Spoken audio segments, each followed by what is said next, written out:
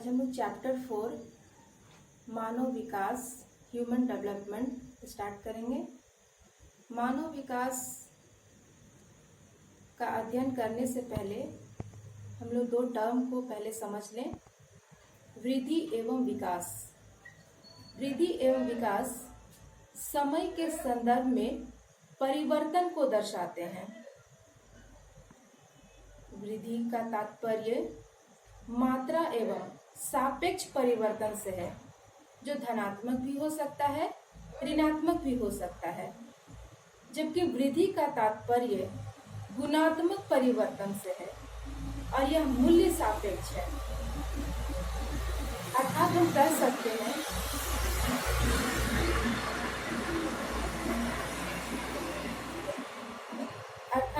सकते हैं कि विकास तब तक संभव नहीं है जब तक कि उस अनुपात में जो मूलभूत सुविधाएं हैं उनमें भी विकास ना हो, वृद्धि ना हो।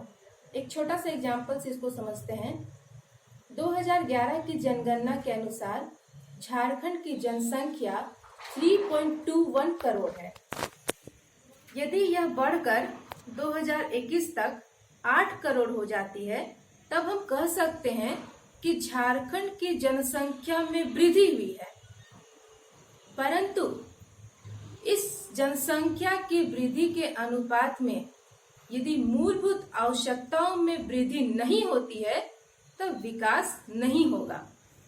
और यदि इसी जनसंख्या के अनुपात में मूलभूत आवश्यकताएं जैसे जल, आवास, स्वास्थ्य, परिवहन इत्यादि विकास के स्तरों में वृद्धि होती है, तब हम कह सकते हैं कि विकास में भी वृद्धि हुई है एवं विकास हुआ है।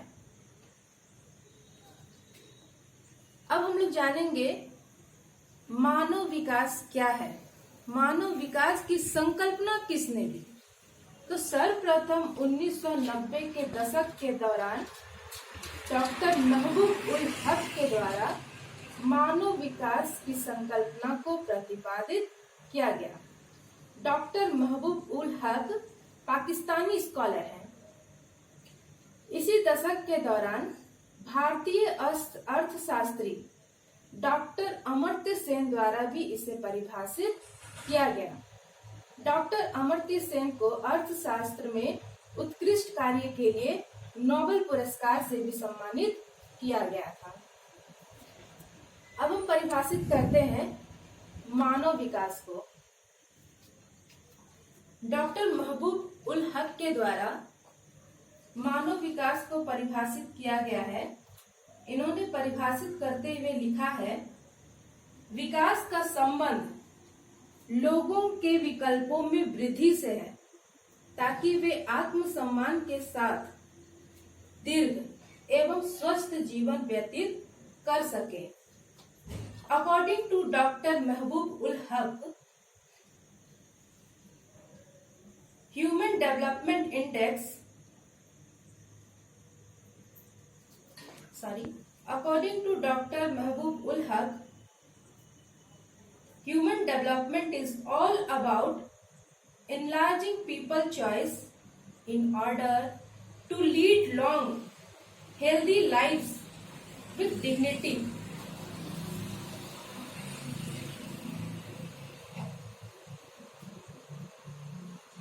एवं उनके अनुसार सभी प्रकार के विकास का केंद्र बिंदु मनुष्य है। He believed that people are central to all development. एवं डॉक्टर अमर्त्य सेन ने मानव विकास को परिभाषित करते हुए लिखा है, स्वतंत्रता की वृद्धि में सामाजिक और राजनीतिक संस्थाओं एवं प्रक्रियाओं का महत्वपूर्ण स्थान होता है। According to Dr. Amartya Sen, much emphasis on the role of social and political institution and process of increasing freedom. इन्होंने मानव विकास के महत्वपूर्ण पक्ष को भी निर्धारित किए हैं। जिनमें फर्स्ट है दीर्घ एवं स्वस्थ जीवन जीना, leading long and healthy life. Second, ज्ञान प्राप्त करने की क्षमता प्राप्त करना,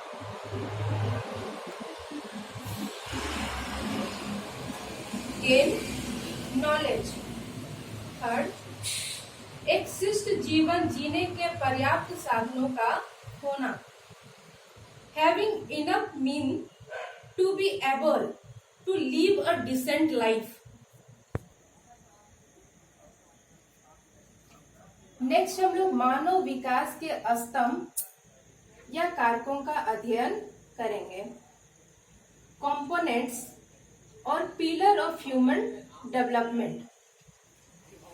मानव विकास के मुख्यतः 4 कारक हैं: समता, इक्विटी, सतत पोषणीय, सस्टेनेबिलिटी, उत्पादकता, प्रोडक्टिविटी, सशक्तिकरण, एम्पावरमेंट। अब इसको हम लोग पॉइंट वाइज जानेंगे किस तरह से ये मानव कारक मानव विकास को प्रभावित करते हैं। फर्स्ट, समता, इक्विलिटी। इक्विलिटी का आशय है प्रत्येक व्यक्ति को उपलब्ध अवसरों के लिए समान पहुंच की व्यवस्था होनी चाहिए। Equity means making equal access to opportunity able to everybody.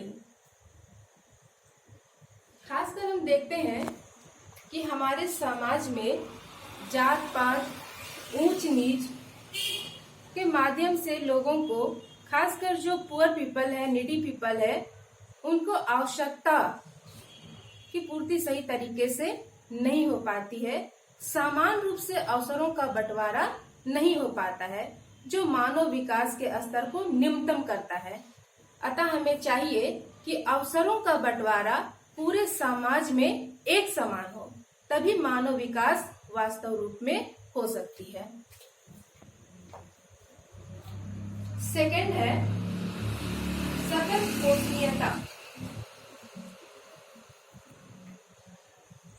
Sustainability. इसको हम लोग साधारण शब्द में समझेंगे एक एग्जाम्पल के तहत।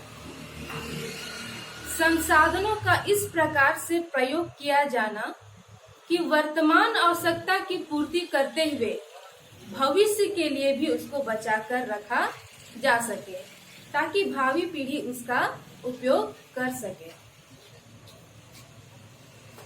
थर्ड, उत्पादकता। यहाँ उत्पादकता का अर्थ मानव श्रम से है।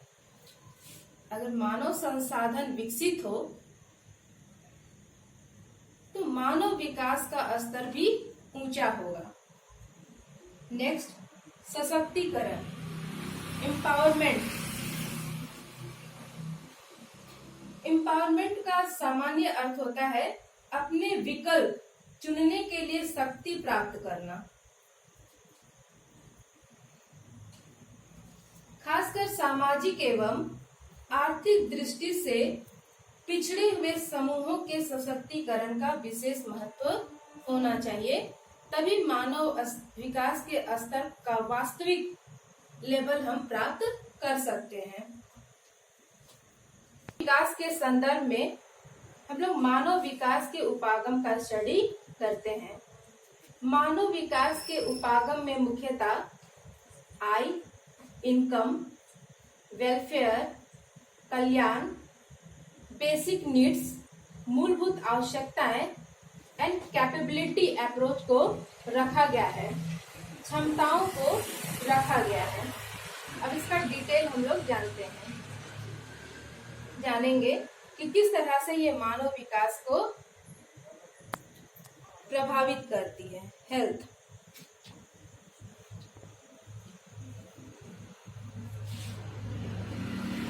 मानव विकास के जो फर्स्ट उपागम है, फर्स्ट अप्रोच है आय, इनकम। आय का स्तर जितना उच्च होगा, मानव विकास का स्तर भी उतना ही उच्च होगा। सेकंड है कल्याण उपागम। कल्याण उपागम के अंतर्गत विकासात्मक कार्यों को शामिल किया गया है।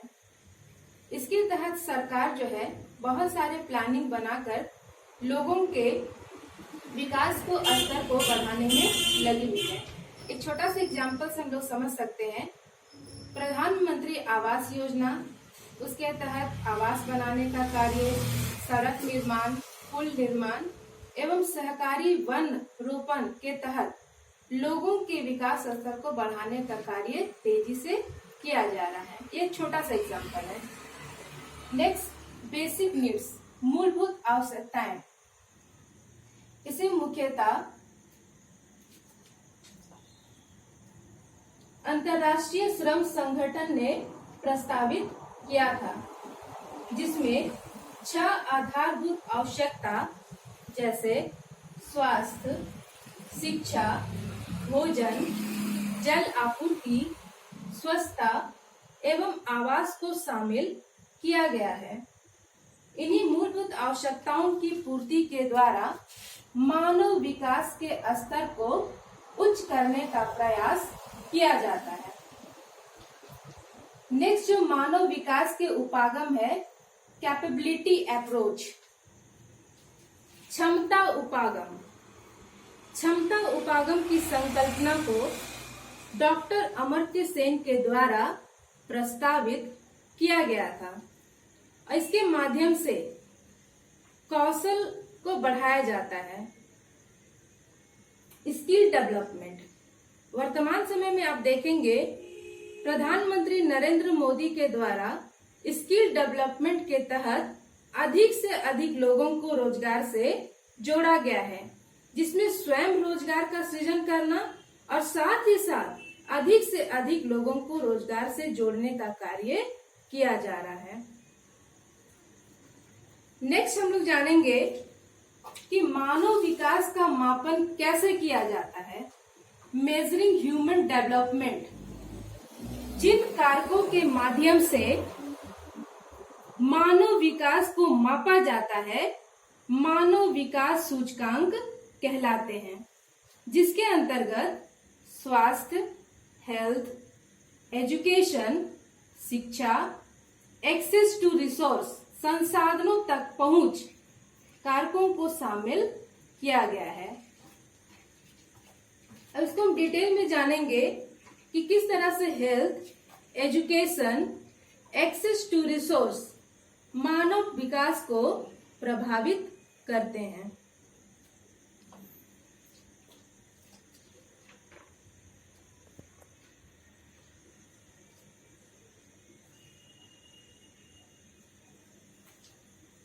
फर्स्ट, हेल्थ, स्वास्थ्य। स्वास्थ्य के अंतर्गत जीवन प्रत्याशा को शामिल किया गया है। Life efficiency. लाइफ इफिशियंसी का अर्थ होता है प्रत्येक मनुष्य में जीने की क्षमता।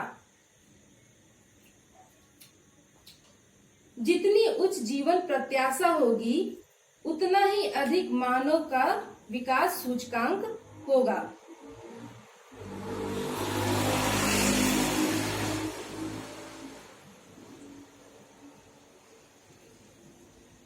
Higher life efficiency at birth, higher is the Human Development Index. Second, education, शिक्षा।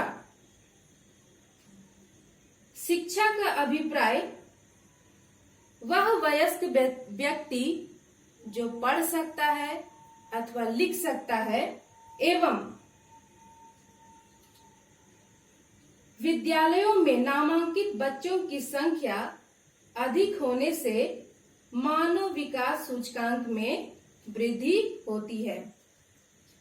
It means that a country should have larger number of adults who are able to read and write and larger number of children enroll in schools to be placed higher in Human Development Index.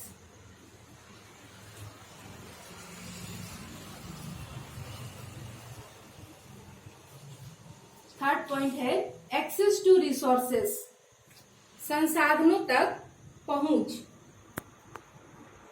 संसाधनों तक पहुंच को क्रय शक्ति के रूप में मापा जाता है, जिसे अमेरिकी डॉलर में मापा गया है, और इसके अंतर्गत जन्म के साथ जीवन प्रत्याशा, जिसका दर है 25 year to 85 year.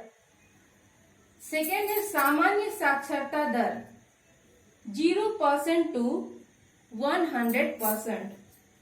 And third, प्रति व्यक्ति वास्तविक सकल घरेलू उत्पाद जो 100 अमेरिकी डॉलर एंड 40,000 अमेरिकी डॉलर में मापे गए हैं।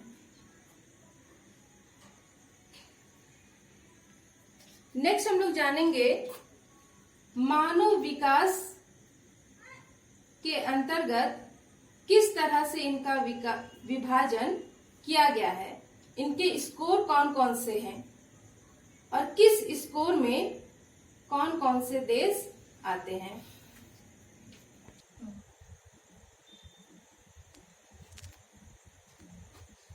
विभिन्न देशों द्वारा स्वास्थ्य, शिक्षा तथा संसाधनों तक पहुंच के क्षेत्र में की गई उन्नति के आधार पर उन्हें क्रम प्रदान किया जाता है, और यह क्रम 0 से 1 के बीच के स्कोर पर आधारित होता है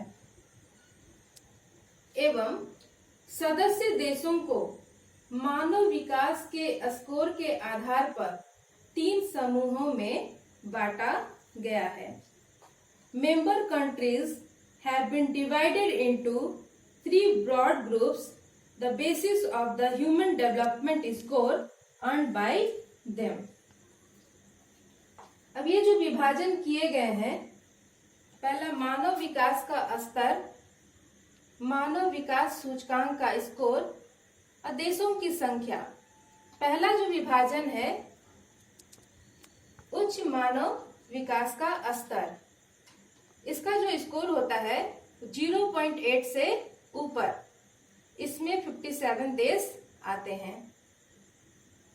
सेकेंड जो मानव विकास का स्तर है मध्यम, इसके अंतर्गत जो इसके स्कोर है ये 0.5 से 0.799 के बीच में आते हैं, और इस स्कोर के अंतर्गत 88 देशों को शामिल किया गया है। थर्ड जो मानव विकास के स्तर वाले हैं वो है लो लेवल के, इनका जो स्कोर है 0.5 से कम मिलता है, इसके अंतर्गत 32 देशों को शामिल किया गया है। ये जो स्रोत है ये मानव विकास रिपोर्ट 2005 पर आधारित है। Source human development report 2005। अब इसको हम डिटेल में जानेंगे कि हाई लेवल के डेवलपमेंट, ह्यूमन डेवलपमेंट में कौन कौन से देश आते हैं और इनके हाई लेवल होने का प्रमुख कारण क्या है, मध्यम स्तर के होने का प्रमुख कारण क्या है, निम्न स्तर के होने का प्रमुख कारण क्या है।